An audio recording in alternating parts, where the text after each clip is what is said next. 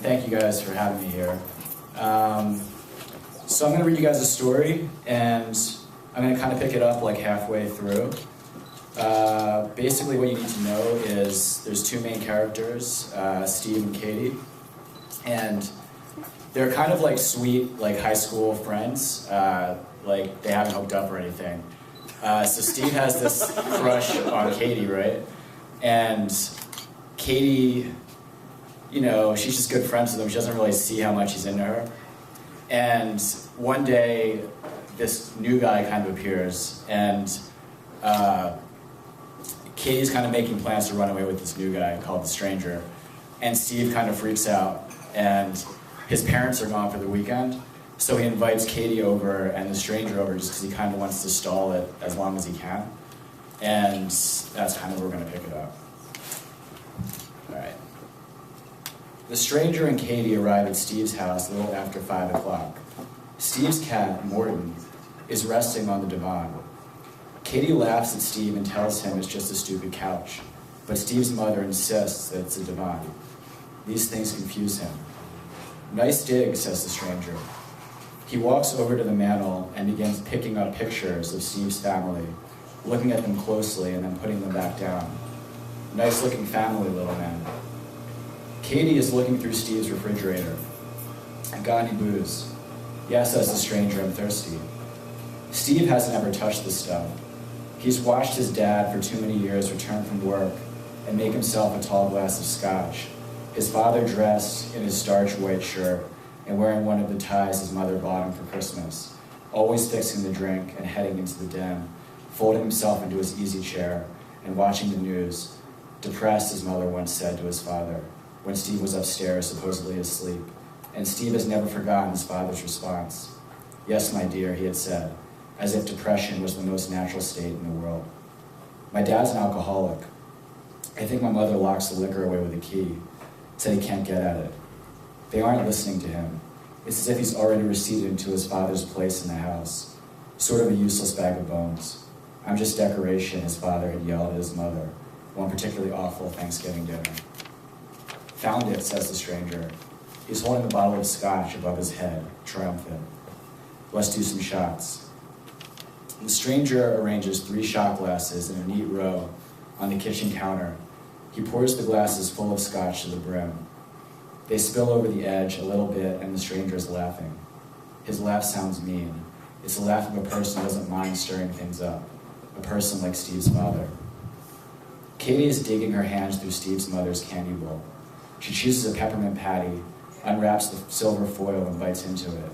Steve watches her tongue work the chocolate into her mouth.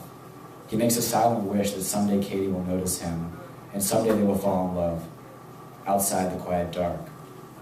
The streetlights have come on, and one of the neighbors has a fire going. The air in Steve's house is the faint smell of burning wood and leaves. Katie looks cold. Goosebumps freckle her arms. Steve's parents rarely use heat, so he hasn't bothered with a thermostat. He considers going down to the wood pile stacked against the house and starting a fire. That's what his mother would do if she were here. It's just about the only thing they do as a family anymore. They sit around the fire and Steve reads school textbooks. His mother reads gossip magazines, and his father drinks scotch, a blanket wrapped over his legs. The Stranger has also noticed that Katie is shivering. "Here you go, babe, this will warm your insides." He hands her the shot of scotch. "And here you go, little man," handing Steve a shot glass. Steve holds it and watches as Katie and the Stranger gulp their shots. This is stupid, he thinks, but he doesn't say it. He knows better. Instead, he takes the shot, puts it to his lips, closes his eyes as he's seen people on TV do, tips his head back and pours the thing down his throat. The burning sensation is immediate. His shoulders tense and he fights his body. Every atom, every particle of him doesn't want the liquid that he's just swallowed. If they weren't here, he would immediately go to the bathroom and throw up. But instead he holds it down, and after the fire subsides, the insides do feel a little warmer. His body relaxes, he feels a little less tense. "Damn, little man, your pops likes the good stuff." Steve doesn't know what makes it good, but he knows his mother always yells at his father for spending so much money on scotch. It's probably expensive. The 3 of them sit on the couch and the Stranger turns on the television. He flips through the channels and on demand until he finds the right horror movie. They begin watching House of a Thousand Corpses. The stranger is gushing about how realistic the violence and the gore are. He tells them they'll love it. His words tumble from his mouth. Steve returns to the image of his father sitting where the stranger now sits. Any other time would be his father getting overexcited about some movie that his mother would be forced to sit and watch with him. His father discussing low film angles, complicated plot twists, rehashing the things he had learned in 1 or 2 film classes he took as an undergrad, before he settled in as a business major. Rob Zombie really knows how to cut up a girl, says the stranger. You need to tie her to the bed and torture her. Take pictures while you slice her so that you can have them forever. That's why this movie is so amazing. The camera doesn't move away from the torture shots. It actually gets closer so the viewer can see exactly how much pain the girls are going through. Steve notices that Katie does turn away. She's never liked horror movies. The video games they play aren't as graphic as this. She looks out the diaphanous curtains and stares for a moment out to the street. It was only a day ago they were sitting together in SAT class. Katie sitting at an old wooden desk taking notes, watching the teacher, Steve watching her. Katie doing what kids are supposed to do. Bushes outside the windows move, wrestled by the cold winds, branches scratching against glass.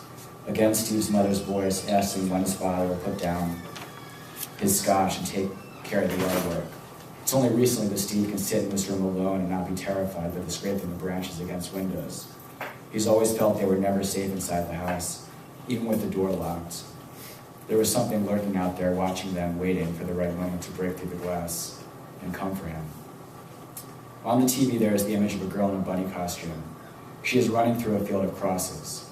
The image is spliced with that of a man with long hair and a gun, shouting, "Run, rabbit, run." The girl is terrified, running for her life, and Steve knows that she has no chance of surviving. He doesn't hold out hope for her.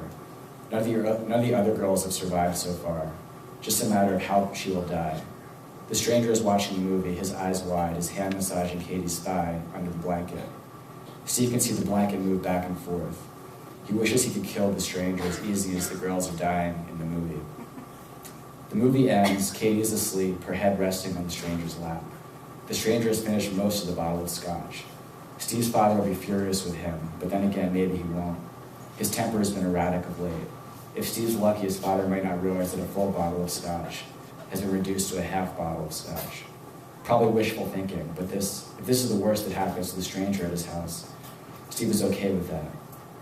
Well, says the stranger, I guess it's time for some shut-eye. Which room should we take? Steve has had plenty of time to think this part of the night through. Take my room, he says. The stranger carries Katie to his room, and Steve takes his parents' bed. In the 16 years he's lived in the house, this is the first time he can remember sleeping in their bed. It's an old brass thing, and the mattress is old too. He sinks down into it and thinks about his mother clipping coupons and scouring the newspaper for discounts.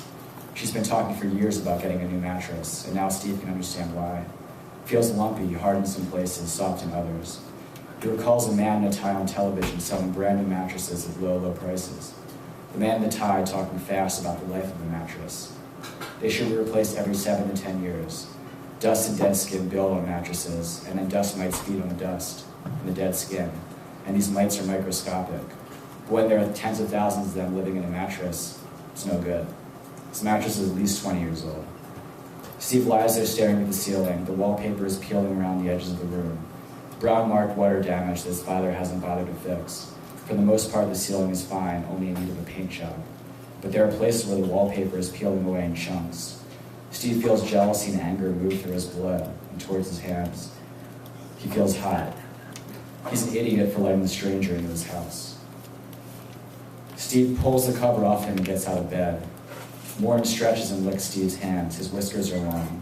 Steve runs his hand along Morin's gray hair. He scratches his ribs.